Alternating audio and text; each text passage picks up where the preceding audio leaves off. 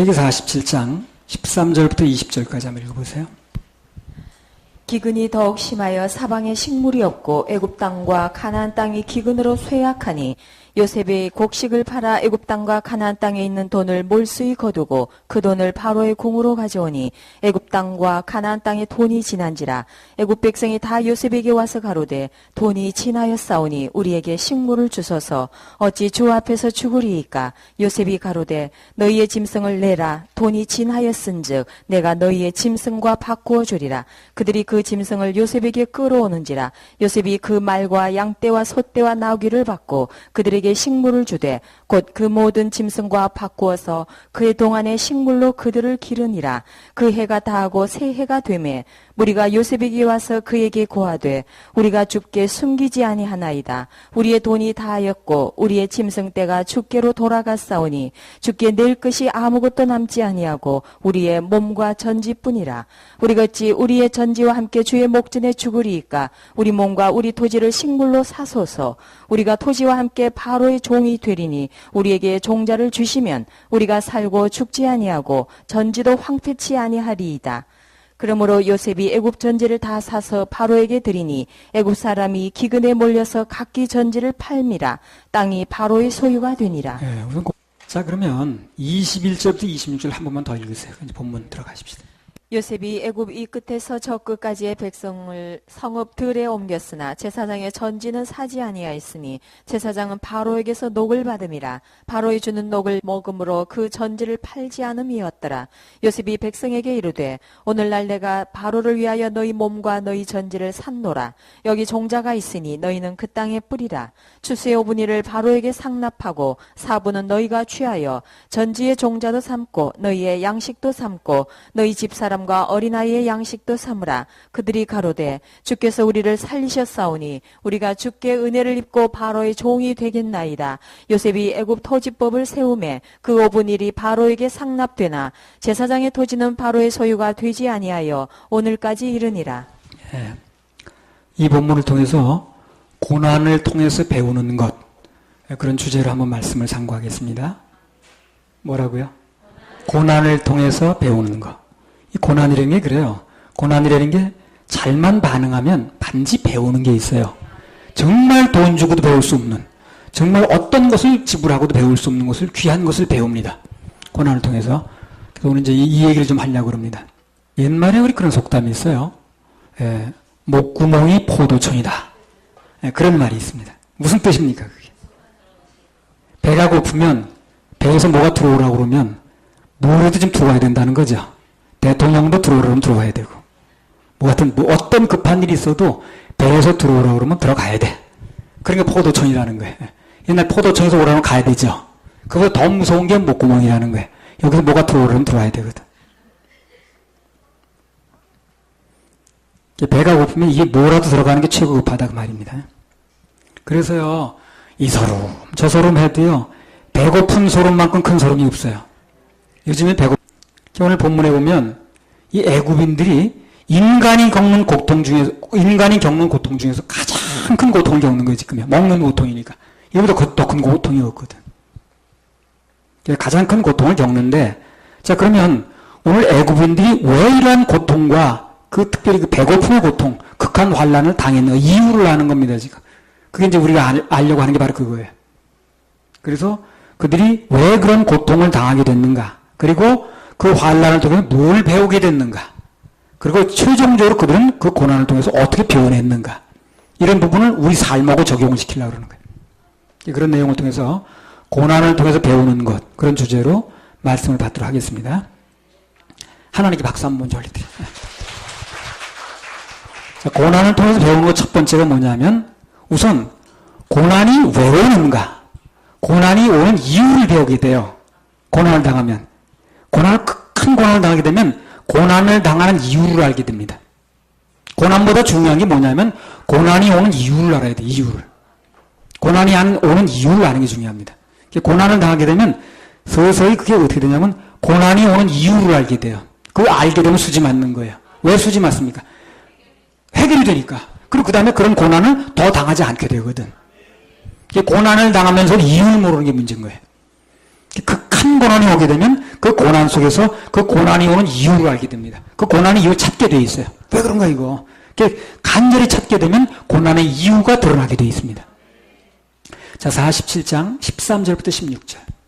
기근이 더욱 심하여 사방에 식물이 없고 애굽 땅과 가나안 땅이 기근으로 쇠약하니 요셉이 곡식을 팔아 애굽 땅과 가나안 땅에 있는 돈을 몰수히 거두고 그 돈을 바로의 궁으로 가져오니 애굽 땅과 가나안 땅에 돈이 지난지라 애굽 백성이 다 요셉에게 와서 가로되 돈이 지나였사오니 우리에게 식물을 주소서 어찌 주 앞에서 죽으리이까. 요셉이 가로되 너희의 짐승을 내라. 돈이 지나였은즉 내가 너희의 짐승과 바꾸어 주리라. 애굽 사람들이 기근과 고통을 당한 이유를 결론부터 말씀드리면 그들이 하나님의 경고를 무시해서 그렇습니다. 그래서 고난이 온 거예요. 고난 전엔 반드시 경고가 있습니다. 오늘 그냥 갑자기 오지 않아요. 고난 전엔 반드시 생각해보면 경고가 있었어요. 그 경고를 무시했기 때문에 고난이 오는 거예요. 경고가 왔다는 건 뭡니까? 고난의 전조가 온 거예요.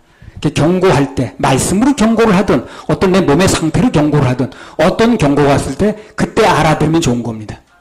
그때 못 알아들으면, 이제 환란이 오는 거예요, 이렇게요. 애굽 사람들의 경고가 왔거든. 뭘 통해서 경고가 왔습니까? 그 바로왕의 꿈을 통해서 경고가 왔잖아요. 7년 동안에 풍년이 있으면 7년 후에 흉년이 온다고 했잖아요. 경고를 했지 않습니까?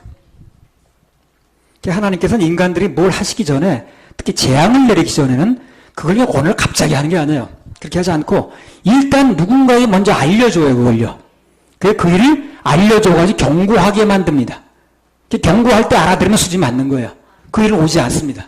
근데 경고할 때 못 알아듣거나 그것을 무시해버리니까 그때 오는 거예요. 이제 경고의 순간이라는 건 굉장히 중요한 것입니다. 그래서 설교도 어떤 때 어떤 그 내용 중에 하나가 경고가 될 때가 있거든요. 그걸 듣기 싫게 생각하면 안 돼요.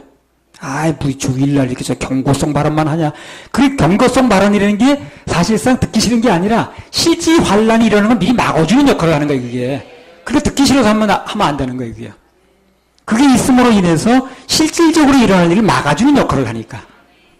그리고 이 경고를 할 때 7년 환란이 있다고 경고를 했을 때 알아들었어야 되는 거예요.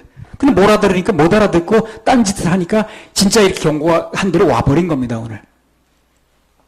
아모스 3장 7절. 알고 보면요, 이 설교 시간이 굉장히 유용한 거예요. 우리 인생에 실질이 무슨 일어나는 걸 미리 막아주는 시간이구나, 이게. 설교 시간에 아멘 잘하고, 이 어떤 발언이 말씀이 나가더라도 그거에 대해서 말씀을 내 것으로 받아가 준비한 사람은 인생을 평안하게 살아요. 실제 환란이 일어나지 않습니다. 아모스 3장 7절. 주 여호와께서는 자기의 비밀을 그 종 선지자들에게 보이지 아니하시고는 결코 행하심이 없으시리라. 주 여호와께서는 자기의 비밀을 그 종 선지자들에게 보이지 아니하시고는 결코 행하심이 없다. 그걸 반드시 보여준다 그 말이죠. 네, 보여줍니다. 보여주는 건 하나님 분명히 보여주시는데 문제는 누군가를 통해서 그 시대에 누군가를 통해서 경고가 나갔을 때 그 경고를 알아듣는 게 중요하다는 거예요. 알아듣는 게 중요하다는 거예요. 그래서 하나님께서는 예고 없이 그냥 다짜고짜 재앙을 일으키는 일은 별로 없습니다. 다 먼저 경고를 하는 거예요. 예를 들자면 노아 홍수 같은 거 여러분 아시죠? 창세기 5장에 보면요, 노아 홍수가 일어나기 전에 이미 약 1000년 전에 무두셀라라는 아이가 태어나요. 무두셀라. 이 무두셀라가 누구냐면요, 하나님과 동행하다 들림받은 에녹 있죠. 그 에녹의 아들입니다. 노아의 친할아버지예요. 이 무두셀라가. 무두셀라 이름 뜻이 뭐라고 했습니까? 이 아이가 죽고 나면 재난이 있으리라, 그런 뜻이에요. 이 아이가 죽고 나면 재난이 있으리라, 그런 뜻입니다. 무두셀라가. 그 창세기 나중에 그 5장에 한번 찾아보세요, 시간 나면. 근데 무두셀라가 몇 살을 살았습니까? 969세 살았어요. 그러니까 하나님께서 969년 동안이나 그 경고를 하시는 거예요, 지금요.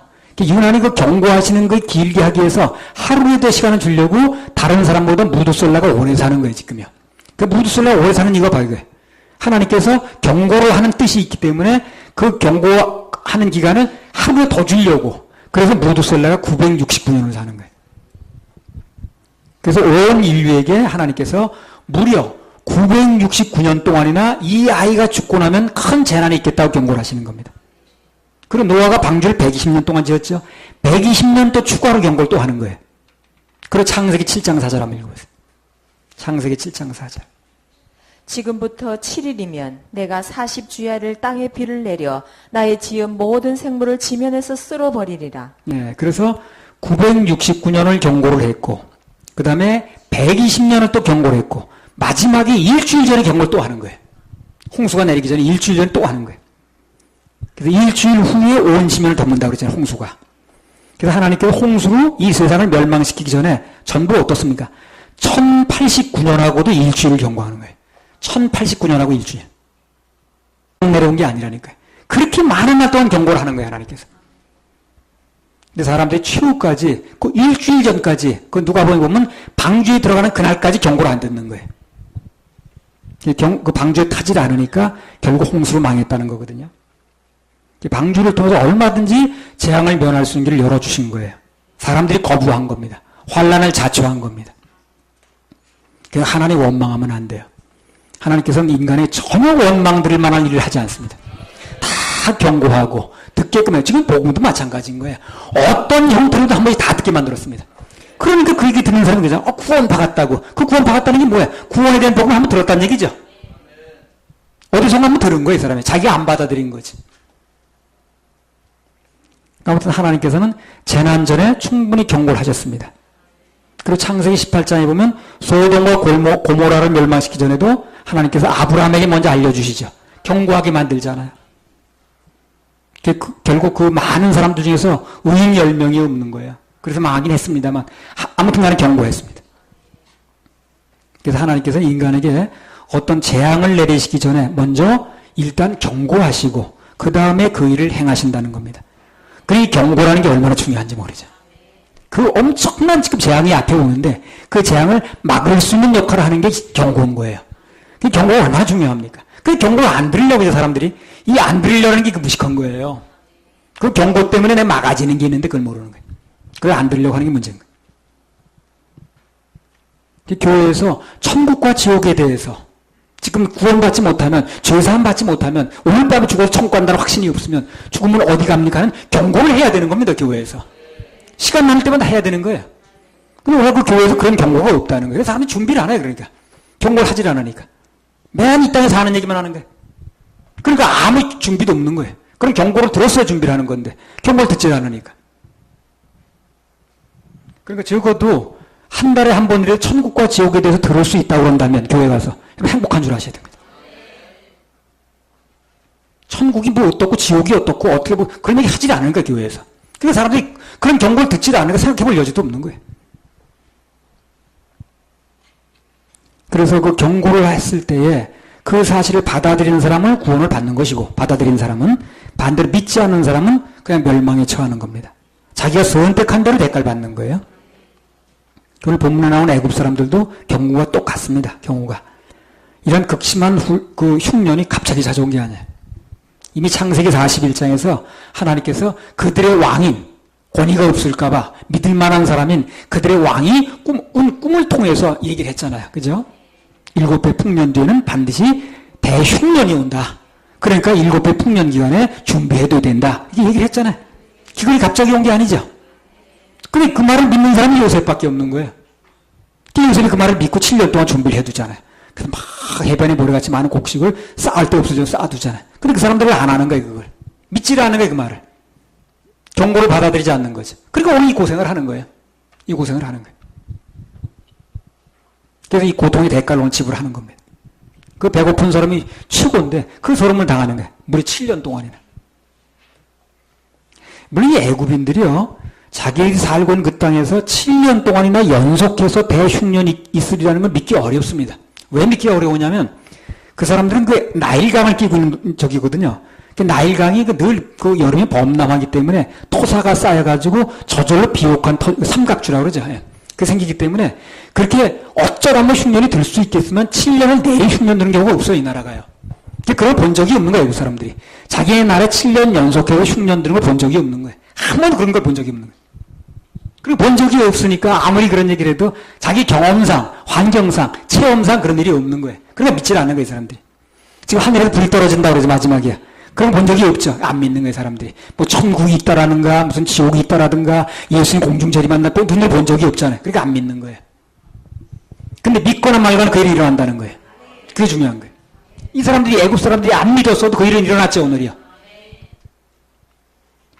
나일강 때문에 토지가 아주 기름져가지고 유사 이래로 7년씩이나 계속해서 흉년 들어본 적이 없거든.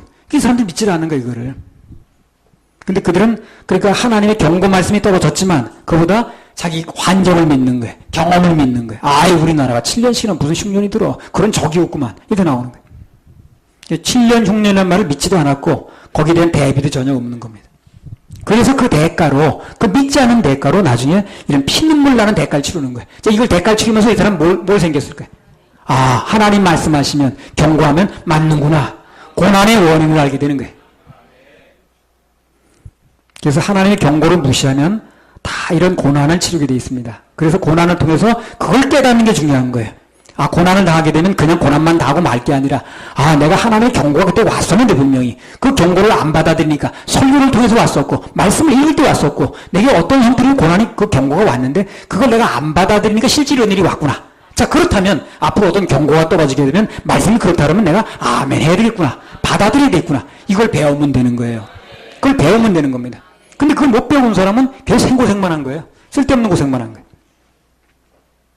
고난을 통해서 경고를 무시하면 실제 고난이 오는구나 하는 걸 배우는 게 중요합니다. 그래야 이 다음 또 다른 고난을 막을 수가 있다는 거예요.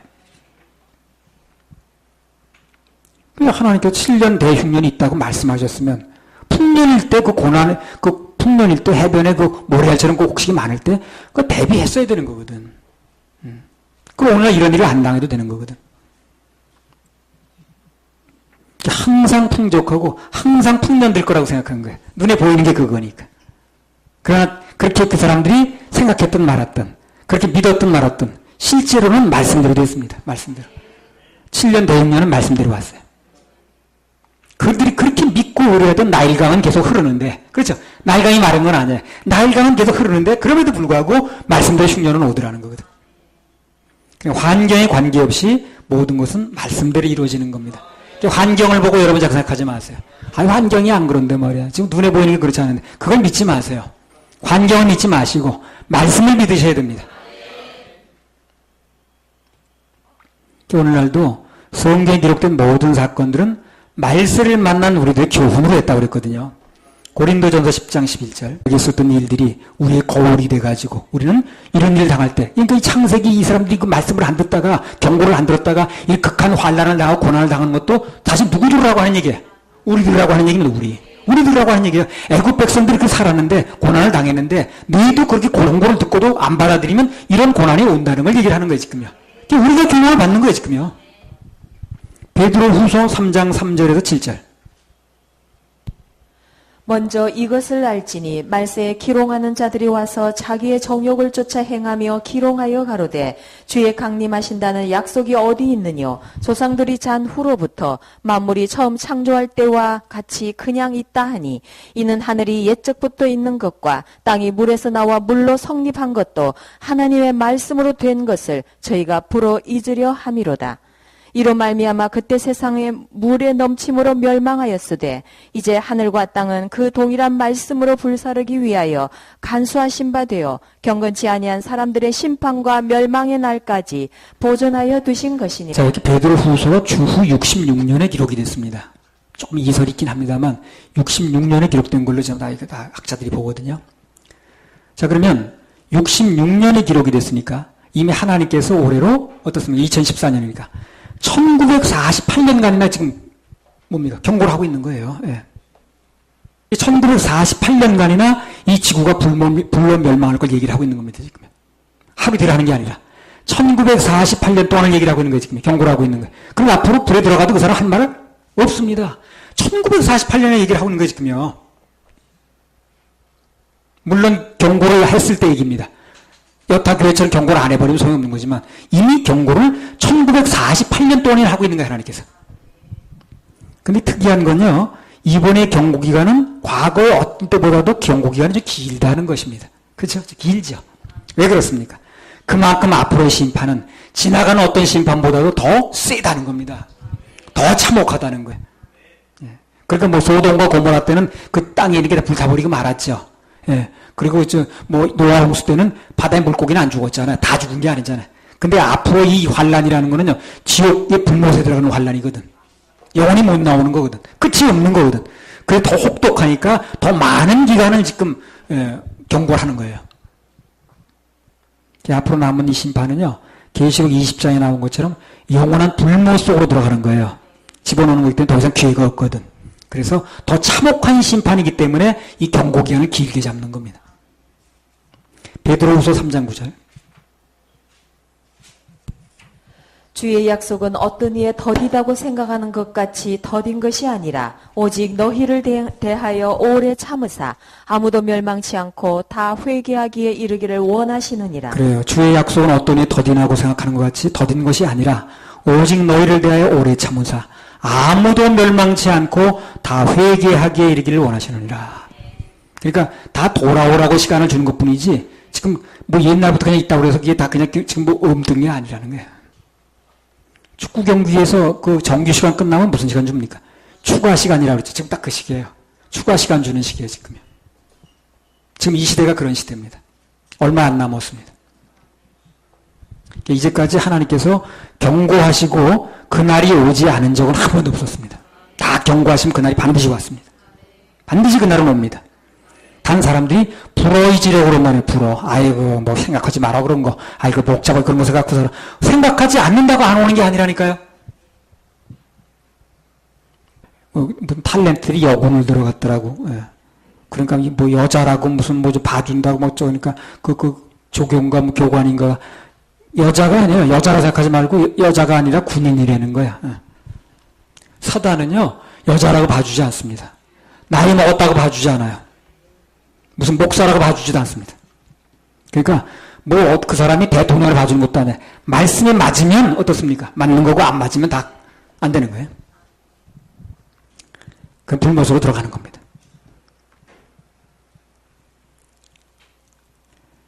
사람들이 어떻게 생각을 하든지 또는 믿거나 말거나 하나님의 계획된 시간은 계속해서 진행되고 따라서 그날은 반드시 오는 것입니다. 지금 세계적으로 이렇게 돌아가는 걸 볼 때요. 내가 볼 때 그래요. 이 주님 다시 오실 날이 아주 임박했어요. 네, 지난번에 말씀드렸지 그거요. 이제 이 자동 인출기에서 그 보이스피싱, 그걸 하다 보니까 돈이 막 빠져나가는데 그게 하루에 1년에 막 몇천억 막 빠져나간답니다. 그러니까 그게 돈이 이제 손해가 많은 거예요. 그래가지고 50만 원 이상을 인출하게 되면 ATM 그 자동그 인출기에서 지문을 확인하는 제도를 만들어야 앞으로요. 그거보다 더 편리한 제도가 뭡니까? 그보다 더 편리한 제도가. 그럼요. 몸에 넣는 거예요. 칩을 넣는 거예요. 그래서 666표라는 그 줄을 이마에 하든가 여기다 뭐 레이저로 새겨가지고 그것만 지나가면 되는 거예요. 이제 뭐 지문을 새길 필요도 없는 거예요. 그거는요. 더 편리한 제도가 있는 거예요. 이건 뭘 말합니까? 그만큼 그 제도가 활성화기가 임박했다는 거거든. 그 활성화 되기 전에 우린 들림받는다는 거죠. 그러니까 주님 오시가 임박한 거예요. 그래서 이런 제도가 나온다는 건 이보다 조금 있으면 더 편리한 제도가 나온다는 거거든. 더 편리한 제도로 가다 보면 이제 새기는 거예요. 사람들이 이마에나 오른손에 새기는 거예요. 그래서 그냥 레이저로 새기게 되면 그냥 지나가면 되는 거니까. 그래서 육룡표를 가지고 그렇게 앞으로 악용한다는 거거든. 근데 교회는 그 전에 들림받는다는 거죠. 그러니까 주님 오시에 임박한 거예요. 그래서 이런 것들이 다 그 666 전 단계입니다. 지금 이게 666 그 일을 하기 위해서 전 단계를 깔아놓는 거 이렇게. 사람들이 그게 편리하고 좋겠네. 그 질문을 그렇게 뭐 있나 아주 새기면 되지 이렇게 나오는 거예요. 그래서 666 표를 가지고 하는 전 단계를 이렇게 하는 것입니다. 적그리스도 나타나 등장할 날이 머지 않았다고 말이죠. 지문 확인보다 더 편리한 게 666 시스템이거든. 마태복음 24장 7절 한번 읽어보세요. 다 지금 경고하는 겁니다. 여기다 경고하는 거예요. 자, 이런 게 뭡니까? 우리는 이런 것도 뭘 알아야 되는 거예요? 주님 오실 때가 임박했구나 하는 경고를 알아들어야 된다는 거예요. 무슨 뭐 50만 원 이상 인출하면 이제 지문을 찍어야 돼. 지문 확인돼야 돼. 이거 편리한 제도 하나 생겼네. 이렇게 생각할 게 아니라 우리 믿는 사람들은 이런 걸 보게 되면 이제 주님 오실 때가 아주 임박했구나 하는 걸 알아들어야 된다는 거예요. 마태복음 24장 7절. 민족이 민족을 나라가 나라를 대적하여 일어나겠고 처처에 기근과 지진이 있으리라. 마지막 때는요. 민족이 민족을 대적하여 일어난다고 그랬습니다. 지금 전 세계적으로 일어나는 일이 딱 그래요, 지금요. 지금 일어난 일이 전쟁들 보게 되면요. 이념 전쟁이 아니에요. 공산주의하고 민주주의 싸우는 전쟁이 아닙니다. 전부 민족이 민족과 싸우는 거예요. 그 전에 뭐 세르비아, 보스니아 그 사태도 그렇고요. 아르메니아 그 민족하고 싸우는 것도 그렇고요. 이제 우크라이나 사태도 전부 민족과 민족의 싸움인 거예요. 예수님 말씀 그대로 됩니다, 지금. 이걸 다 뭘 말하냐면, 그런 걸 통해서 우리가 뭐 보냐면, 주님의 날이 임박했다, 지금. 주님의 날이 임박했다. 우리는 뭘 해야 됩니까? 복음 전해야 됩니다. 내 자신이 구원 문제 분명치 않으면 내 자신이 분명해져야 되고, 내 자녀에게, 내 가족에게 복음 전해서 그들도 천국 갈 수 있도록 만들어줘야 되는. 그게 가장 급한 거라, 지금요. 가장 급한 거예요. 지금 우리가 이 재림을 임박해서 해야 될 게 뭐냐면, 복음을 전해서 영혼을 건지는 거. 내가 분명해져야 되고, 내 가족부터 시작해가지고. 이게 중요한 거예요.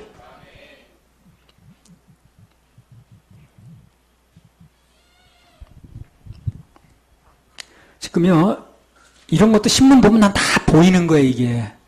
이게 무슨 얘기냐면, 그 푸틴이라는 사람이, 푸틀러라고 그러지, 푸틀러. 히틀러 같이 노는 사람이에요, 이 사람이. 그래서 푸틀러라고 그러는데, 그 크림반도라는 걸 이 사람이 이제 오늘 말몇 마디를 뺏어갔어요. 그 사람 위력에 눌려가지고요, 유럽 국가가 그렇게 많은데도 꼼짝도 못해. 그 사람 말 한마디 눌려가지고. 그리고 이제 그걸로 좀 만족을 못하고 이 사람이 우크라이나의 그 동부 쪽에 있는 거를 민족이 또 민족으로 싸우는 거니까 그 러시아 민족이 많다. 그것도 뛰어가려고 또 그래 지금 그 사람이요. 그러니까 이제 그렇게 자꾸 나오니까 그 반대 세력이 또 있겠죠. 그죠? 반대 세력이 그 우크라이나의 그 정부군이 그걸 싸워줘야 되는 정부군이 약해서 싸우질 못해요. 그 반군을 상대로 싸우질 못해요. 정부군도 숫자도 많은데 약해. 그 누가 거기하고 싸우냐면 여기 뭐라 그러나. 한 500명 정도 되는 이제 그 무슨 특수부대가 있는데, 특수부대 봤자 무슨 국가 특수부대가 아니라, 그 이제 사락지대에서 싸우면 잘하는 그런 이제 그 부대가 있어요. 거기 이제 일종의 사적인 부대인데, 민병대인데, 그들이 이제 조직을 해가지고, 그 우크라이나 그 동부 지역을 지키려고 그러는 거예요, 이 사람들이. 근데 그 러시아 군대하고 민병대하고 정부군은 만만하게 보는데 이 사람들은 만만하게 못 보는 거야. 숫자는 500명밖에 안 되는데 워낙 싸움을 잘해. 그리고 이 사람들이 뭐라 하냐면 반군이나 러시아 군대는 몇 년밖에 이렇게 산악지대에서 안 싸웠지만 우리는 30년 싸웠다는 거예요, 여기서. 그러니까 우리 숫자는 적지만 그건 밥이래. 그러니까 우크라이나 그 정부에서 그 사람들 아주 구세주야. 자기네 정부군은 지는데 걔네들은 나가면 이기니까. 그러니까 거기다 무기를 다 대주고 막 그저기저기 해주고 그러는 거예요, 지금요. 자, 내가 무슨 얘기를 하려고 그러냐면요. 자, 그럼 이 사람들이 우크라이나 그 영토를 지키기 위해서 일어난 사람들이죠. 그래서 우크라이나 영토를 러시아가 자기네 그 친위 부대 보내서 뺏으려고 그러니까 그걸 지키려고 하는 부대거든. 근데 이 부대 최종 목표가 뭐냐고 그러니까 이렇게 말을 했어요. 우리 조국의 역사적 사명은 유대인과 최후의 성전을 벌려서 이 유대인들이 전 세계를 말살시키는 거다. 이렇게 얘기를 했어요. 자, 보세요. 그러면 지금 우크라이나 그 나라를 지키겠다고 일어나는 부대가 유대인을 말살시키겠다고 할 이유가 없는 거거든, 지금. 근데 목표가 이렇다는 거예요. 이게 뭘 말하냐면요. 앞으로 말세가 되면요. 기술에 나왔죠. 전 세계의 군대가 이스라엘을 몰려들게 돼 있어요. 전 세계 군대가 무슨 명목을 픽해서 이상스럽게 이 예루살렘을 몰려듭니다, 앞으로. 그래서 예수님과 단판 싸움을 벌이는 거예요. 이런 거 보면서 그렇구나. 이 사람이 현재 눈으로 볼 때는 우크라이나 지키겠다는 사람은 이스라엘 관계도 없는데 최후의 목표는 이스라엘에 들어가서 성전을 버려가지고 이스라엘을 이 지구상에 말살시키려는 거예요. 말살시킨다. 다 이 뒤에는 뭐가 있는 거예요, 지금요? 사단이 있는 겁니다. 나 이거 깜짝 놀랐어. 아니, 이 사람 무슨 관계가 있다고 이스라엘 말살시키는 자기 목표라고 그러냐, 지금. 그러니까, 지금 우리가 이 재림을 임박해서 해야 될 게 뭐냐면 복음을 전해서 영혼을 건지는 거. 내가 분명해져야 되고 내 가족부터 시작해가지고. 이게 중요한 거예요.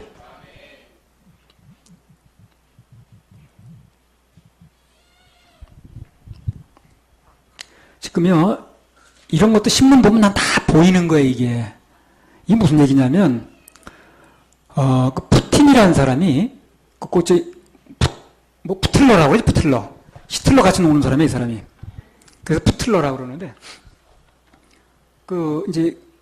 그 크림반도라는 걸 이 사람이 이제 오늘 말 몇 마디를 뺏어갔어요. 그 사람 위력에 눌려가지고요. 유럽 국가가 그렇게 많은데도 꼼짝도 못해. 그 사람 말 한마디 눌려가지고.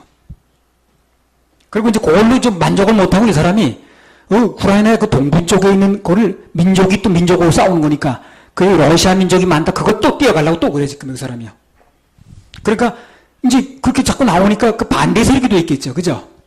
반대 세력이 그 우크라이나의 그 정부군이 그 싸워줘야 되는 정부군이 약해서 싸우질 못해요.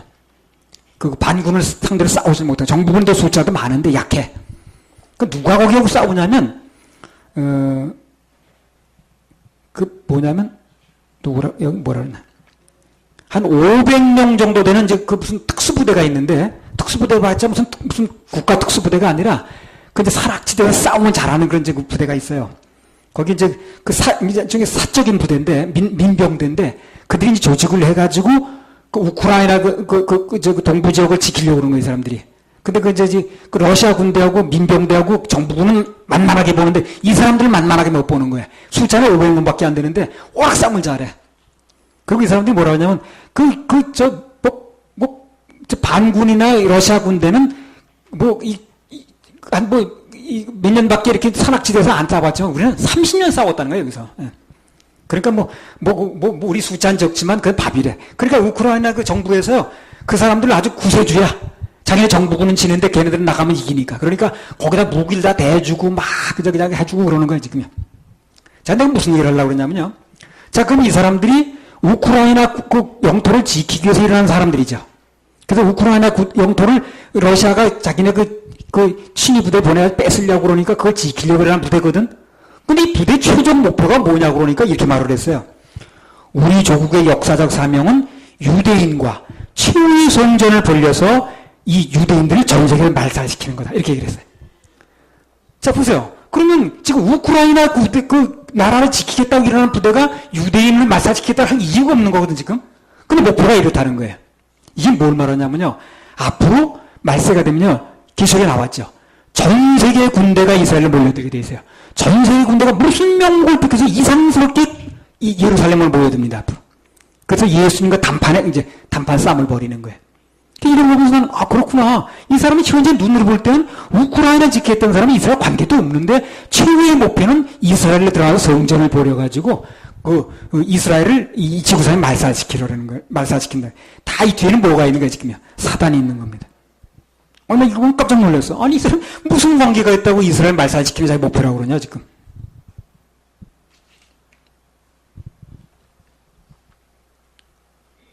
그래서 이것도 하나의 다 경고입니다, 경고.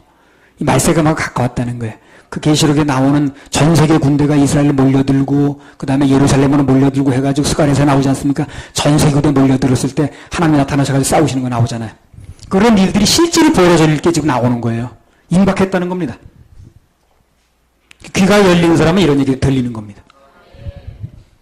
그래서 아무튼 그래서 하나님께서 애국 백성들에게 7년, 6년이 시작되기 직전에 이 경고를 하셨듯이 오늘날도 여전히 지금 경고를 하고 있는 거예요. 이게 다 경고를 하는 겁니다, 지금 우리한테. 이런 얘기는 못 알아들어서 못하니까 그렇죠. 다 하나하나가 이제 마지막 때가 가까이 왔다. 예수님 재림하실 때가 임박했다. 교회 시대가 끝나갈 때가 임박했다는 걸 다 얘기를 하는 겁니다.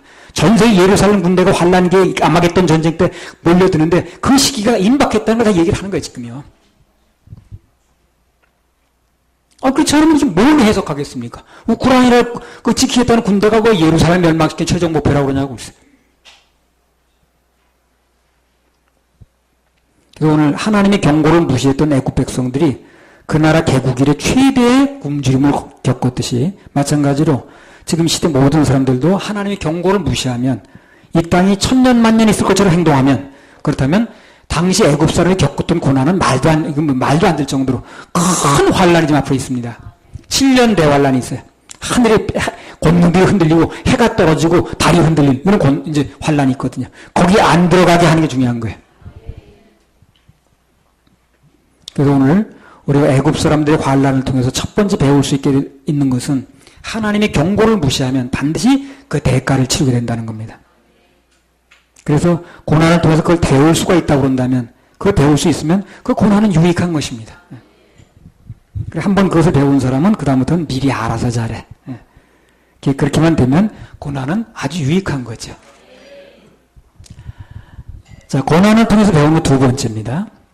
고난을 통해서 사람들은요, 진짜 중요한 게 뭔가를 알게 돼요. 고난을 통하게 되면.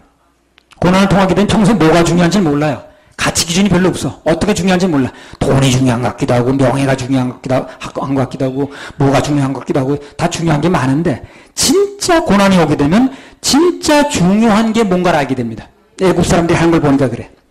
자, 창세기 47장, 13절부터 19절 한번 읽어보세요. 기근이 더욱 심하여 사방에 식물이 없고 애굽 땅과 가나안 땅이 기근으로 쇠약하니 요셉이 곡식을 팔아 애굽 땅과 가나안 땅에 있는 돈을 몰수히 거두고 그 돈을 바로의 궁으로 가져오니 애굽 땅과 가나안 땅에 돈이 진한지라. 애굽 백성이 다 요셉에게 와서 가로되 돈이 친하여 싸우니 우리에게 식물을 주소서.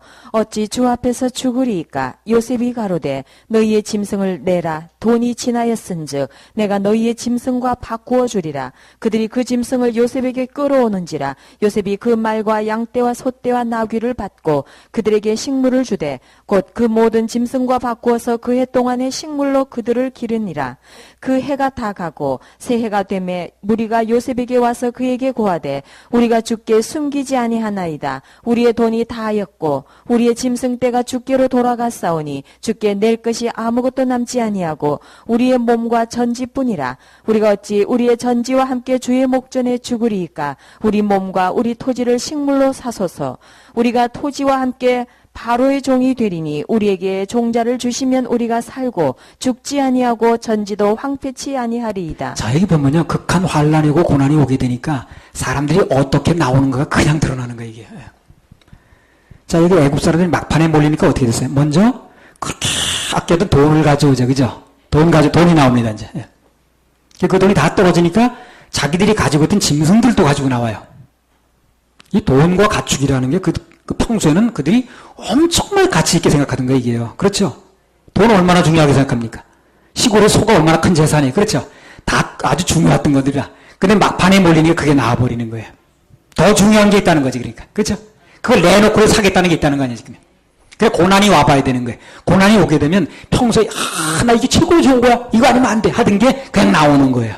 드러내는 거예요. 그러니까 그게 중요한 게 아니었던 거지, 결국에. 진짜 중요한 게 따로 있었던 거예요. 고난이 와봐야 그걸 아는 거예요. 안 그러면 평소에 뭐가 중요한 건지 몰라. 그게 뭐가 중요한지 모르고 실질이 중요한 것도 아닌데 그걸 붙들고 인생을 보내는 거예요, 사람들이. 근데 나중에 진짜 고난이 오면 뭐가 진짜 중요한 것인가를 알게 되는 거예요. 그 고난이 오니까 이 사람들이 그 돈 가지고 나오는 거 돈 필요 없다는 거야, 이제. 돈 가지고 내가 이 돈 씹어먹고 사는 게 아니라는 거예요. 평소 그 돈을 그 중요하던 사람. 돈 누구나 중요하게 생겼잖아. 그리고 그 큰 재산이 돼서 가축을 다 가지고 나오는 거예요. 그런 것도 이제 돈 가지고 나와서 나중에 돈이 다 떨어지고 가축 가지고 나서 다 떨어지니까 나중에 마지막에 뭘 가지고 나옵니까?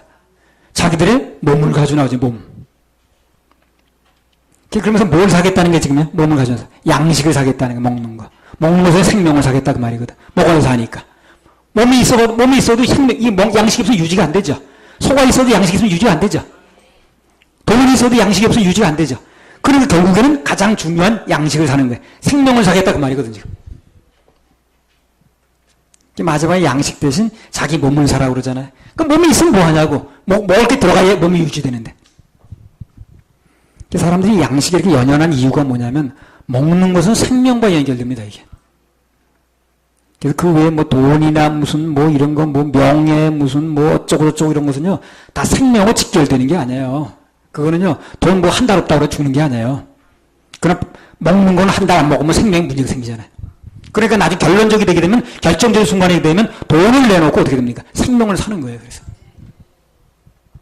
지금 양식이 다 떨어져가지고 생명이 다 죽게 되니까 돈, 짐승, 논밭전지 그런 거 지금 자기 몸뚱이 이게 중요한 게 아니라 지금 다 내놓는 거예요. 그걸 그 사람들이 기근과 고난을 통해서 바로 그걸 배우는 겁니다. 지금 생명보다 귀중한 게 없다 하는 걸 배우는 거예요. 고난을 통해서 그걸 배우는 거예요. 애국 사람만 그런 게 아니고 우리를 통한 교훈이니까 이게 우리가 지금 가지고 있는 소유라든가 무슨 물질, 돈, 논밭전지, 땅, 어쩌고 하는 거 그게요 그 어떤 것보다 우리 생명보다 귀중할 수 없어요, 그게요. 그렇습니까? 그러니까 생명을 내놓는 일이 있으면 그걸 내놓고 생명을 얻어야 되는 거예요. 더군다나 영생을 얻는 일이라면 그거 다 무시하고 그래도 다 놓쳐도 영생을 얻어야 되는 거죠. 영생은 영원한 생명이니까. 눈에 보이는 건 그런 건 다 생명이 있을 때 얘기죠. 생명이 끝나면 아무 유익도 없는 겁니다. 생명이 내가 붙어 있을 때 얘기거든. 극한 고난이 오면 그걸 깨닫게 돼요. 사람들이 뭐 생명을 사람 뭐 좋아하고 사람 사랑하고 애착을 갖는 것도 따지고 보면요. 그 사람 생명을 예뻐하는 거예요. 그렇죠? 영혼입니다. 전도서 9장 5절 6절.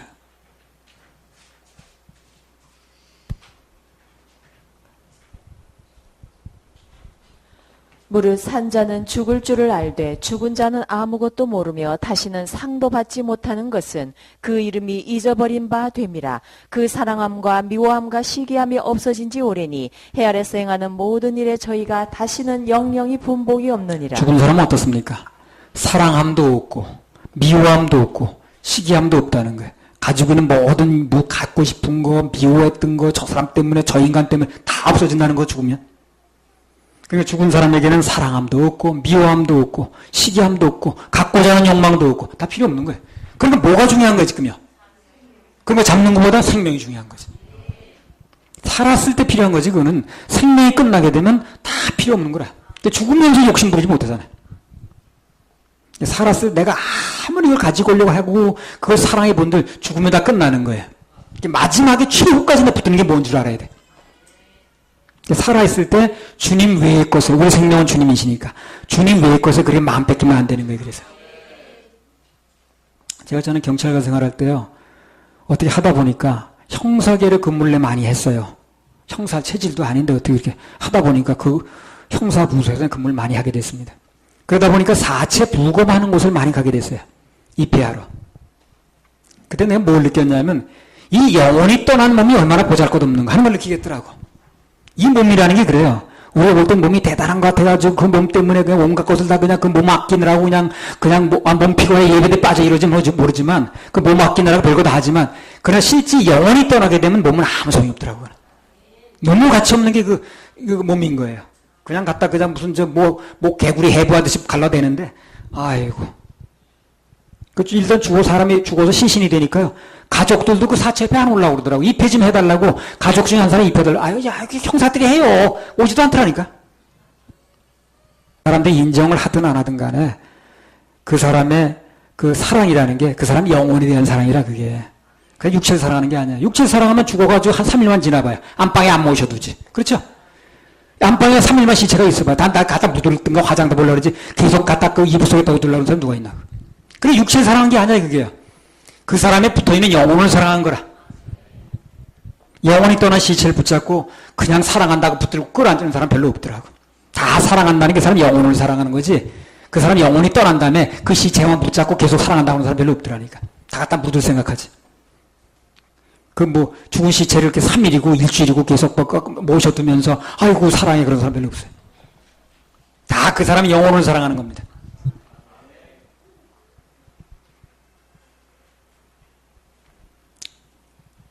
자식이 아무리 사랑스러워도 그 자식의 영혼을 사랑하는 거지 몸을 사랑하는 게 아니에요. 그 영혼이 떠나봐요. 그 자식 밤새도 앓고 그렇지 않습니다.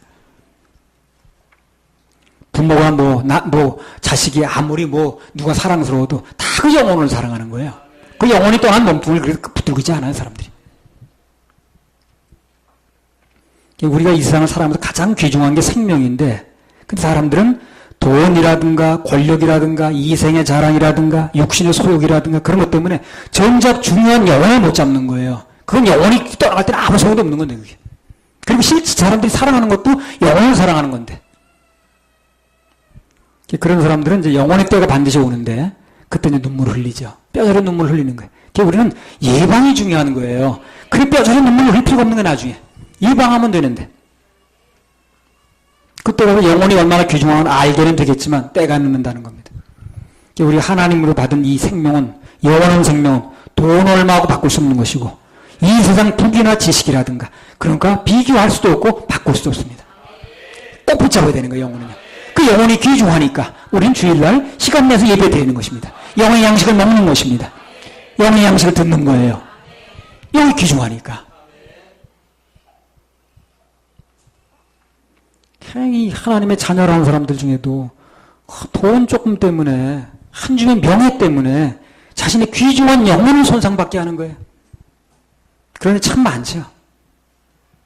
영혼을 살찌우는 일을 해야 되는데, 영혼이 힘을 얻어야 되는데, 영혼이 잘 돼 범사에 잘 되는 건데, 영혼이 잘 되게 만들질 않아. 그게 범사 잘 안 되는 거죠. 오늘 이 애국 백성들이 극심한 기근과 환란 속에서 생명의 위협을 받으니까 그 생명을 지키기 위해서 모든 것을 다 내놓는 걸 볼 때 막판에 몰리면 뭐가 가장 귀중하다는 게 증명이 됐습니다. 이제. 그렇죠? 증명이 됐잖아요. 우리가 그런 일을 당하지 않아도 막판에 몰리면 가장 중요한 게 뭐라는 게 증명이 됐잖아요. 이제. 우리는 그걸 잡아야 된다 그 말이에요. 어저께까지 추구했던 그 모든 것들이 다 아무 쓸데없는 거예요. 그거 다 내놓고라도 자기 생명을 잡겠다는 거거든요. 무엇이 정말 중요한가를 알게 된 거예요. 그 사람들은 결정적인 순간이 오게 되면 평소에 자기들이 그렇게 추구하고 가지고 싶어 했던 것들이 진짜로 중요한 게 아니었구나, 이게. 그걸 깨닫는 날이 온다는 거예요. 근데 그것이 여기서 깨달아야지 나중에 늦은 날에 깨달으면 소용이 없다는 겁니다. 그 누가복음 16장에 좋은 예가 나오는데요. 누가복음 16장 19절부터 28절 한번 읽어보세요.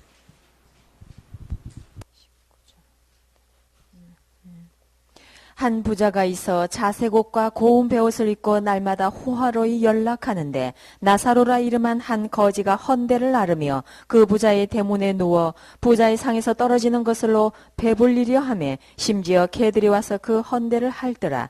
이에 그 거지가 죽어 천사들에게 받들려 아브라함의 품에 들어가고 부자도 죽어 장사되매 저가 음부에서 고통 중에 눈을 들어 멀리 아브라함과 그의 품에 있는 나사로를 보고 불러 가로되 아버지 아브라함이여 나를 긍휼히 여기사 나사로를 보내어 그 손가락 끝에 물을 찍어 내 혀를 서늘하게 하소서. 내가 이 불꽃 가운데서 고민하나이다. 아브라함이 가로되 예 너는 살았을 때에 네 좋은 것을 받았고 나사로는 고난을 받았으니 이것을 기억하라. 이제 저는 여기서 위로를 받고 너는 고민을 받느니라. 이뿐 아니라 너희와 우리 사이에 큰 구렁이 끼어 있어 여기서 너희에게 건너가고자 하되 할 수 없고 거기서 우리에게 건너올 수도 없게 하였느니라.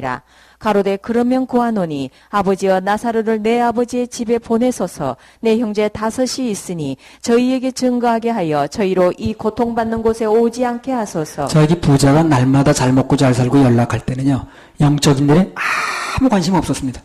누가 예수 믿으라고 해도 너나 잘 믿어, 너나 잘 믿으세요.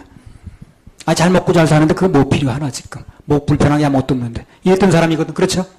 그 나중에 지옥 불구덩이 속에 들어가니까 그가 이 생에서 어저께까지 누리던 거 아무 소용이 없다는 걸 알게 되는 거예요. 이 사람이. 어저께까지 누렸던 거. 옛날이야. 그렇게 되는 거예요. 그럼 이 사람 뭐라 그럽니까? 다시 세상으로 나가서 형제자매들 전도하게 해달라고 그러죠. 그 관심도 없던 사람이. 나 다시 내보내주면요. 형제자매들한테 이곳에 오지 않게 해달라고 나 전도 좀 하고 싶다고. 기회를 달라고 그러죠. 그런 기회는 안 주어졌습니다. 그러니까 이 사람이 그렇게 잘 먹고 잘 살면 관심이 있었던 사람들이 그곳에 가니까 대부분 뭐가 생겼냐면 영적인 일에 관심이 생겼다는 거거든. 영적인 일에 관심이 생겨버렸어요. 지옥에 가보니까 가치관은 저절로 바뀌는 거예요. 저절로 바뀌는 거예요. 그날로 바뀌는 거예요. 뭐가 중요하다는 것을, 뭐가 진짜 중요하다는 걸 거기서 깨달은 거예요. 어저께까지 내가 쥐고 있던 거, 어저께까지 내가 누리던 거 아무 소용이 없는 거예요. 여기 와보니까 영원히 구원받아서 여기 안 오는 것만 중요한 거예요. 그리고 거기 내보내서 내 가족들 전도하게 해달라고 그러잖아요. 뭐가 중요하다는 게 거기 안에 가치관이 저절로 바뀌어버렸어요. 저절로. 지옥 가면은 저절로 바뀝니다. 저절로 바뀌어요. 얘기 안에 저절로 바뀝니다. 그날로 바뀌어요. 그날로. 단지 여기서만 그 사람이 그러고 있는 거예요. 지옥 가면 그날로 바뀝니다. 그날로. 누가 얘기 안 해도. 문제는 뭡니까? 가기 전에 여기서 바뀌어야 된다는 거예요. 여기서 바꾸는 게 중요하다는 거예요. 거기 가면 저절로 바뀌니까. 저절로 바뀌는 거 보세요. 이 사람 영적인 관심도 없던 사람이거든. 근데 거기 가면 저절로 바뀌었어. 그래가지고 전도하게 해달라고, 여기 안 오게 해달라고 그 얘기하고 앉았잖아요. 문제는 그 사람에게 더 이상 기회가 안 주어졌다는 겁니다. 2번 다시 기회가 없었어요. 늦었습니다. 지금 우리에게는 무엇이 진정으로 중요한 것인가, 무엇이 진짜 중요한가, 그걸 알 필요가 있다는 거예요. 지금 알아야 돼, 지금. 그리고 내 영혼은 지금 죽으면 어디로 가는가, 거기에 대한 대비가 있어야 됩니다. 근데 교회에서 오늘날 이상하게 이런 얘기들이 사라졌다는 거예요. 그 사람들이 대비할 생각을 못해. 그 얘기를 해줘야 대비를 할 텐데. 지금 주에 성과 수냐 물어봐야 갈 수 있는 거야, 없는 거, 뭐 생각을 해볼 텐데. 그건 물어보질 않으니까. 생각해볼 여지가 없는 거지. 오늘 주에 청구할 수 있습니까? 죄는 어떻게 해서 없어집니까? 물어봐야 그걸 생각을 해볼 텐데. 물어보질 않으니까. 생각해볼 여지가 없는 거야.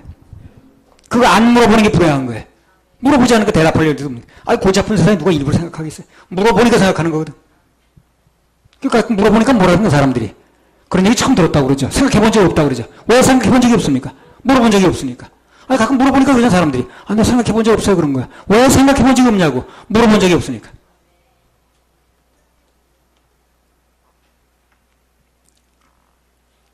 그래서 오늘 애굽 사람들이 자신들이 쌓아왔던 모든 것을 생명을 위해서 그냥 내놓듯이 우리에게 진정으로 중요한 것은 우리 영혼이지, 생명이지, 소유가 아니라는 것입니다. 이게 증명되는 거예요, 오늘이야. 그리고 소유 때문에 지금 속상해가지고, 소유 때문에 맘상해가지고, 그것 때문에 모든 걸 걸고 있는 분들 내려놓으세요. 내려놔야 됩니다. 그것 때문에 울고 웃고 할 필요가 없어요. 그게 중요한 게 아니야, 지금요. 우리 영혼이 구원받는 게 중요하고, 영혼이 구원받았으면 그 영혼을 다른 사람 돌아오는 게 중요하고, 내가 하늘나라 천국을 누리는 게 중요하지. 기뻐하는 게 중요하지. 감사하는 게 중요하지. 무슨 물질 때문에 그런 것 때문에 속상하고 마음 상해가지고 그럴 필요가 없는 거예요. 그건 내가 진짜 주일 게 아니라. 부자 보세요. 그날부로 변하잖아요. 그날부로. 진짜 현실은 거기서 벌어지는 거예요. 그래서 오늘 이 막판에 몰린 애굽 사람들의 경우를 통해서 우리는 뭘 배우느냐.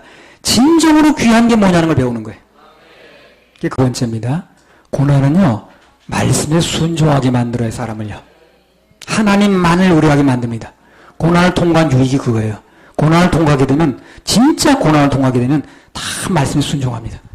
그리고 하나님만을 의뢰하게 돼 있어요. 창세기 47장 23절에서 26절.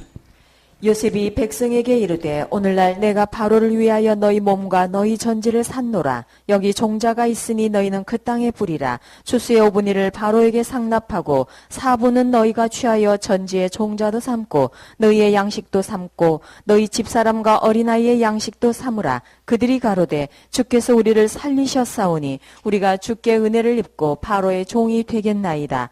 요셉이 애굽 토지법을 세우매 그 5분 1이 바로에게 상납되나 제사장의 토지는 바로의 소유가 되지 아니하여 오늘까지 이르니라. 예, 고난은 뭐 한다고 그랬어요? 말씀에 순종하게 만든다고 그랬습니다. 하나님만을 의뢰하게 만든다고 그랬어요. 자, 여기 보면 요셉이요. 애굽 사람들에게 종자를 나눠줍니다. 씨를 나눠주면서 뭐라고 얘기를 했냐면 수확을 거두게 되면 뿌려가지고 5분의 1을 가져오라는 거예요. 5분의 1은 뭡니까? 10의 2조입니다. 그렇죠? 10의 2조를 바치라고 명령을 하는 거예요. 그 사람들이 뭐라고 그래 그 말을 듣고 나더니 25절을 다시 읽어보세요. 그들이 가로되 주께서 우리를 살리셨사오니 우리가 주께 은혜를 입고 바로의 종이 되겠나이다. 예, 무슨 불만 불평을 하는 게 아니라 주께서 우리를 주로 변했어요. 언제부턴가. 주께서 우리를 살리셨사오니 우리가 주께 은혜를 입고 바로의 종이 되겠나이다. 이렇게 답변을 하는 거예요. 평소 같으면 어떻게 했을까요? 평상시에 아무도 없을 때 10분의 1만 내라고 그랬어도요. 이제 10분의 1 세금이 없습니다. 별로. 그죠? 뭐 상속세나 그런 세금 아니면 일반적으로 10분의 1 세금이 없어요. 근데 이거 10분의 2를 내라는 거죠. 난리 났을 겁니다. 조세저항이라는 게 있어요. 조세저항. 지금 뭐 우리나라 뭐 주민세를 올린다고 그러고 무슨 담배값을 올린다고 그러니까 아이고 뭐 지금 뭐 조세저항을 한다는 난리잖아 지금. 왜 무슨 국가자산을 나갔다 쓰고 그냥 우리 뭐 서민으로 세금을 더 걷냐고 해가지고. 평소 같으면 10분의 1만 내라고 해도 불만 불평이 엄청나게 많을 텐데 10의 2조를 요구하는데도 전혀 이의가 없습니다. 왜 그렇습니까? 왜 그래요? 아, 고난을 통과하니까 그래요. 고난을 통과하니까. 오히려 불평보다 이렇게 얘기를 해요. 주께서 우리를 살리시고 우리에게 주께 은혜를 입었는데 뭐가 아깝겠습니까? 이렇게 나오는 거예요. 고난이 이렇게 만드는 거예요. 사람을요. 고난이 이렇게 만드는 거예요. 아, 우리 주께 은혜를 입었는데요. 죽다 살아났는데요. 아니, 그 생명을 얻었는데 뭐가 아깝겠습니까? 이렇게 나오는 거예요. 고난을 통과하는 게 사람이 이렇게 바뀌는 거예요. 11조라는 걸 알지도 못하던 이방인들이 어떻게 12조를 바치라는데도 그렇게 감지덕지 하는가? 이렇게 노골노골하게 변화됐는가? 고난이 이렇게 바꾸는 거예요. 고난이. 극심한 기근과 환란을 겪고 나니까 고난을 통해 사람이 바뀌는 겁니다. 고난의 유익이 바로 그거예요. 사람이 바뀐다는 거예요. 기근을 통해서 극심한 고난과 환란을 겪다 보니까 자연스럽게 애굽 사람들이 주라고 막 이제 요셉을 부르는 거예요. 요셉의 말이면 무조건 순종하는 거라. 저절로 된 게 이렇게 된 게 아니고요. 고난과 환란을 통과하면서 그렇게 되는 겁니다. 이사야 26장 16절. 여호와여 백성이 환란 중에 주를 앙모하여 싸우며 주의 징벌이 그들에게 임할 때에 그들이 간절히 주께 기도하였나이다. 언제 주를 앙모한다는 거예요? 환란 중에. 환란이 오니까 주를 바라보더라는 거예요. 평소에 때 별로 그러지 않았다는 거지. 평소에는 돈 바라보고 이병에 바라보고 자기 좋아하는 거 바라보는데 환란이 오니까 주를 앙망하더라는 거거든. 주의 징벌이 임하니까 간절히 주께 기도하더라는 거예요. 평소에는 별로 간절히 기도 안 했다는 거지. 한마디로 말해서 환란이 오니까 주를 앙모하고 환란이 오니까 주를 바라고 환란이 오니까 간절한 기도도 나오더라 그 말이에요. 하나님께서 아주 뻣뻣하고 열심도 없고 미지근한 사람들을 훈련하는 제일 좋은 방법이 뭐냐? 적절한 환란을 주는 거예요. 그게 환란의 유익입니다. 갑자기 무슨 큰 손해가 나게 만들다든가 뭐 누가 가족 중에 누가 아프게 만든다라든가 깜짝 놀라게 만든다든가 그래가지고 주님께 돌아오게 만드는 거예요. 제 아무리 강팍하고 대단하던 사람들도 고난이라는 도가니 속에 몇 번 들어갔다 놨다 뺐다 넣었다 하면 다 노골노골해집니다. 무거워서 그 찔기찔기 다 닦고 어떻게 되는 거예요 지금요. 그냥 압력솥에 넣고 푹 굽으면요 다 노골노골해져. 뜨거운 그 국에 들어가서 그렇게 하지 않으려면 미리 알아서 잘하면 돼. 나 그거 강조하는 사람이야. 미리 알아서 해야 돼 미리. 뜨거운 국속에 들어가가지고 아이고 뜨거워 죽겠다 그러지 말고. 고난을 통과한 사람들이 보이는 제일 뚜렷한 변화가 뭐냐면 말씀에 전적으로 아멘 한다는 게 때부터. 고난을 통과하면 말씀이 그래 아멘 아멘 아멘 뜨거운 맛을 한번 봤거든. 시편 119편 67절 예방이 중요합니다. 예방. 설교가 그래서 중요한 거예요. 예방할 수 있게 해주니까. 시편 119편 67절 고난이 오면 누구나 변해요. 그러나 고난을 당하지 않고도 변하는 방법이 예방한다는 거예요. 시편 119편 67절 고난 당하기 전에는 내가 그릇 행하였더니 이제는 주의 말씀을 지키나이다. 고난 당하기 전에는 내가 그릇 마음대로 했더니 이제는 고난 당하고 나니까 주의 말씀을 지킨다고 그러잖아요. 71절 고난 당한 것이 내게 유익이라. 이로 인하여 내가 주의 율례를 배우게 되었나이다. 내가 말씀 신경도 안 쓰고 살았는데 고난 당하고 나니까 주의 말씀을 배우게 됐고 신경 쓰게 됐다는 거죠. 그래서 고난이 유익이라는 거예요. 하나같이 하는 말들이 고난을 통해서 말씀에 신경 쓰게 됐고 고난을 통해서 말씀을 배우게 됐고 고난을 통해서 말씀에 아멘하게 됐고 그런 얘기 아니에요. 사람들은 그래요. 나부터도 고난을 통과하지 않으면 절대로 겸손해지지가 않습니다. 말만 겸손해요. 속으로 전혀 겸손하지 않아요. 고난을 통과하지 않으면 하나님 말씀에 순종할 마음도 생기지 않아요. 그 말씀이 뭐라고 해도 나 아닌데 뭐 아이고 그 말씀대로 어떻게 사나 그러네. 미리 알아서 어떻게 하면 참 좋은데. 인간은 수많은 환난과 고통을 통해서 주님만이 나 해결점이구나. 주님만이 진짜 내 인생의 모든 것을 모든 것 되는구나. 하늘에 주밖에 없구나. 땅에서 주밖에 없구나. 이게 나오는 거예요. 고난을 통해서 이렇게 되는 겁니다. 고난을 통해서 사람이 멋있는 인간이 되는 거예요. 여기 애굽인들도 극심한 고난 속에서 이제 환난을 겪게 되니까 무조건 요셉만 의뢰하는 거예요. 이제 그의 말이랑 무조건 듣는 거예요. 젖먹이가 엄마 찾듯이 축제사자 요셉만 찾아야 이제. 다른 거 의지해봤자 소용없거든. 고난이 다 이렇게 만들어주는 겁니다. 환란이 아니면 절대로 이렇게 될 수가 없어요. 뭐 때문에 요셉을 이렇게 찾겠냐고 사람들이. 시편 73편 25절.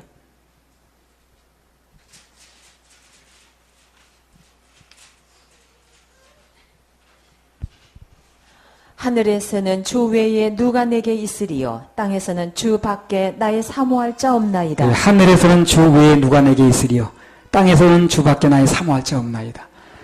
이것처럼 아름다운 고백이 어디 있겠습니까? 그렇죠? 이것처럼 아름다운 고백이 어디 있겠어요? 하늘에서는 주 외에 누가 내게 있으리요 땅에서는 주 밖에 나의 사모할 자 없나이다. 이렇게 아름다운 고백이 어디 있겠냐? 우리 이 자매들은 결혼하기 전에 교제하는 사람 앞에서 그 사람이 제대로 정신 차리면 제대로 정신 차린 사람이라면 이 고백을 한번 해봐. 나 오빠만 너무 좋아해 이러지 말고 그렇게 말하기 전에 하늘에서는 주 위에 누가 내게 있으리요 땅에서는 주밖에 나의 사모할 자 없나이다. 그러면요 정말 제대로 정신 박힌 사람이라면 그래 자매하고 결혼하면 되겠네 이렇게 나옵니다. 왜 그런 사람하고 결혼하게 되면 변하지 않은 거예요. 통과하면 정말 그런 고백이 나옵니다. 하늘에서는 주 외에 누가 내게 있으리요. 땅에서는 주밖에 나의 사모할 자 없나이다. 그런 고백이 저절로 나와요. 진정으로 나와요.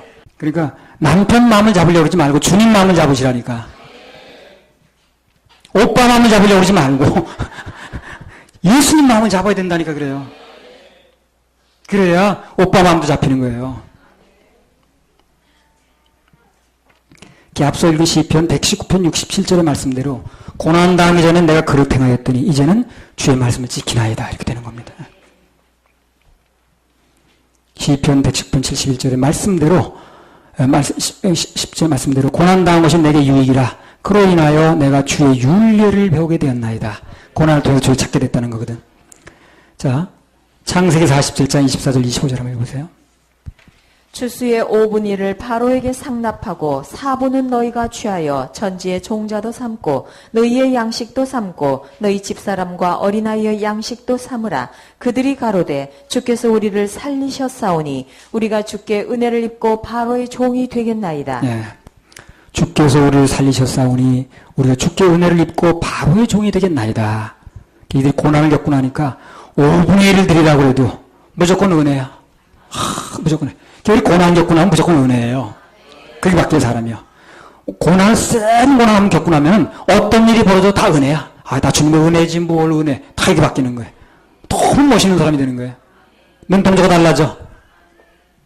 뭘 우들로 탐욕의 눈으로 부리부리던 눈이 은혜의 눈으로 바뀌어요. 모든 걸 은혜로 해석하게 만든다니까. 이게 사람들이 보세요. 이 사람들이 모두 은혜라고 그러잖아요. 주께 은혜를 입었으니까 드려야죠. 그게 무슨 문제입니까 지금. 전부 은혜로 해석하는 거예요.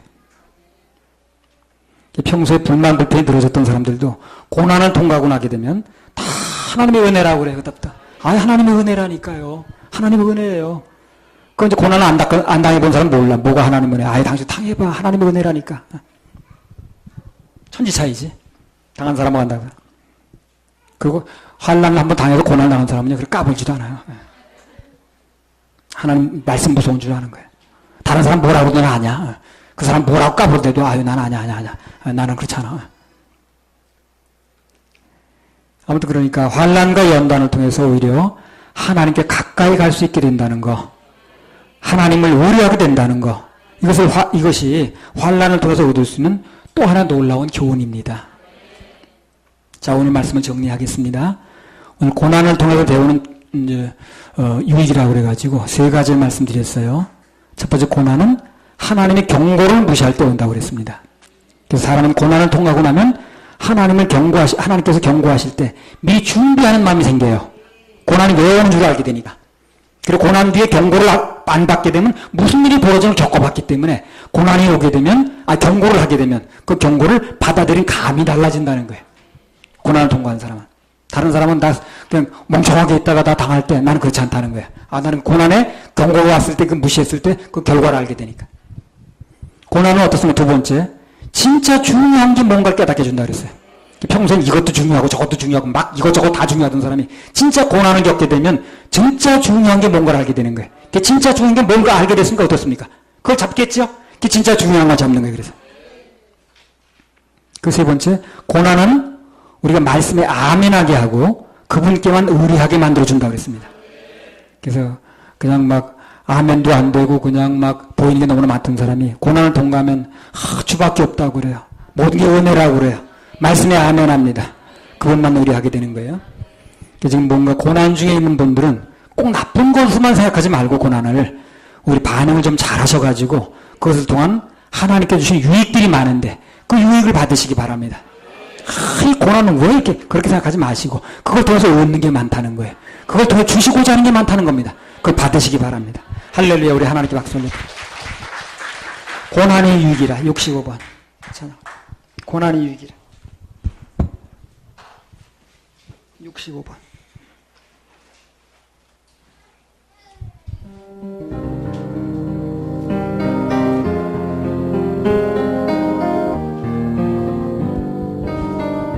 내 짐이 무겁고 힘이 드냐. 무겁고 힘이 주를 보라. 주를 보라. 고난이 유익이라. 유익이라. 말씀하시 주님 말씀하시네. 나의 가는 그 길을 나의 가는 그 길 오직 주가 하나니 오직 주가 나를 하나니 단련하신 후에는 나를 단련하신 후에 정금같이 내가 정금같이 나오리. 오늘의 아픔 내일의 소망이요 쓰라리 아픔 뒤에 아픈 축복이 뒤에 있다네 축복이 있다네. 고난은 인생의 참 의미를 인생의 참 의미 알게 하고 예수님 한 분으로 한 분으로 만족할 수 있어 만족할 수 있어요. 나의 가는 그 길을 나의 가는 그 길을 오직 주가 하나니 오직 주가 하나니 단련하신 후에는 나를 단련하신 내가 후에 정금같이 나오리 내가 정금같이 나오리. 고난이 크면은 영광도 크는 장차받은 영광과 비교할 수 없다네. 고난에 십자가 법에 있는 능력이라 주님을 따르는 자 십자가 져야만 하리. 나의 가는 그 길을 오직 주가 하나니 단련하신 후에는 나를 단련하신 후에 내가 정금같이 나오리. 좁은 길 가는 자 생명길 영광의 길 십자가 진 후에 면류관 있으리 십자가 진 후에 면류관 있으리.